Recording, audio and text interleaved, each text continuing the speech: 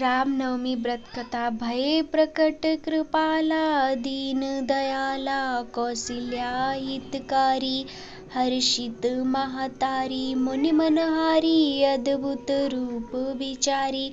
जगत पालन करता श्री विष्णु भगवान ने अपने 7वें अवतार मर्यादा पुरुषोत्तम श्री राम चंद्र के रूप में अनेकों अविश्वसनीय और अद्भुत लीलाएं रची और अंत में प्रभु ने त्रिलोक विजेता अहंकारी रावण का संहार कर बुराई पर अच्छाई की महाविजय प्राप्त की। श्री राम जी के जन्म दिवस को ही रामनवमी के रूप में बेहद उत्साह के साथ मनाया जाता है। आज इस लेख में हम आपके लिए रामनवमी की अनुपम कथा लेकर आए हैं। पौराणिक कथा के अनुसार अयोध्या के महाराज दशरथ को पुत्र रत्न की प्राप्ति नहीं हो रही थी। ऐसे में महाराज दशरथ ने अपने गुरु महर्षि वशिष्ठ के निर्देशों का पालन करते हुए एक महायज्ञ आयोजित किया। महाराज दशरथ ने इस यज्ञ में सभी यशस्वी ऋषि मुनियों को आमंत्रित किया। जिस दिन यज्ञ का शुभारंभ होना था उस दिन गुरु वशिष्ठ के साथ महाराज दशरथ के मित्र अंग प्रदेश के अधिपति रंग ऋषि और अन्य आगंतुक भी यज्ञ मंडप पर आए। यज्ञ के समापन के बाद महाराज दशरथ ने सभी ऋषि और पंडितों को दक्षिणा स्वरूप धन धान्य का दान कर विदा किया। यज्ञ से प्राप्त प्रसाद लेकर राजा दशरथ पुनः अपने महल में लौट आए और प्रसाद अपनी तीनों रानियों के बीच वितरित किया। तत्पश्चात यज्ञ के पूर्ण फल से तीनों रानियों ने गर्भ धारण किया। सबसे पहले माता कौशल्या ने एक पुत्र को जन्म दिया।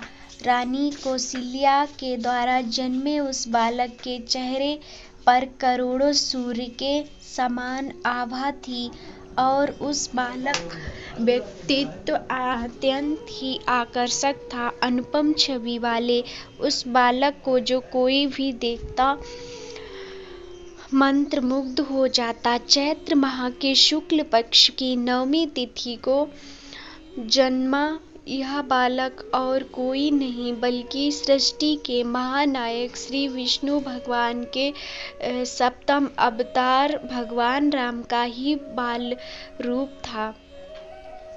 माता कौशल्या के बाद अन्य दो रानियों अर्थात माता कैकेयी और माता सुमित्रा ने भी शुभ नक्षत्रों में पुत्रों को जन्म दिया। माता कैकेयी के एक पुत्र अर्थात भरत हुए एवं माता सुमित्रा के 2 पुत्र लक्ष्मण एवं शत्रुघ्न हुए। अयोध्या के नन्हे राजकुमारों के जन्म का समाचार पाते ही पूरी अयोध्या नगरी में खुशियों और उत्साह की लहर दौड़ गई। गीत संगीत जैसे समारोहों से राजा दशरथ के चारों पुत्रों का स्वागत करते हुए उनका जन्म दिवस मनाया गया। वहीं देवताओं ने भी इस उत्सव में भाग लेते हुए इन नन्हे राजकुमारों को नमन किया और आकाश से अनगिनत पुष्पों की वर्षा कर उनका स्वागत करते हुए अपनी प्रसन्नता जताई। शीघ्र ही चारों पुत्रों का नामकरण संस्कार महर्षि वशिष्ठ के द्वारा किया गया था। उनके नाम रामचंद्र, भरत, लक्ष्मण और शत्रुघ्न रखे गए। अत्यंत विलक्षण प्रतिभा के धनी श्री राम अल्प काल में ही अयोध्या वासियों के प्रिय हो गए। उन्हें सभी प्रकार के अस्त्र शस्त्र चलाने में असाधारण निपुणता प्राप्त हो गई। वे निरंतर माता पिता और गुरुजनों की सेवा में लगे रहते थे। श्री विष्णु के 7वें सातवें महाअवतार के रूप में जन्मे श्री राम ने अपने जीवन काल में अनेकों महान और धर्म परायण कार्य किए, चाहे सीता स्वयंवर में धनुष तोड़ना हो या महाबली बाली का वध कर सुग्रीव की सहायता करना हो। विवाह के पश्चात मर्यादा पुरुषोत्तम श्री राम अपने पिता की आज्ञा का पालन करते हुए पत्नी सीता और अनुज लक्ष्मण समेत वनवास स्वीकार किया, जहां माता सीता की दुराचारी रावण से रक्षा करते हुए प्रभु ने अत्याचारी रावण का संहार किया।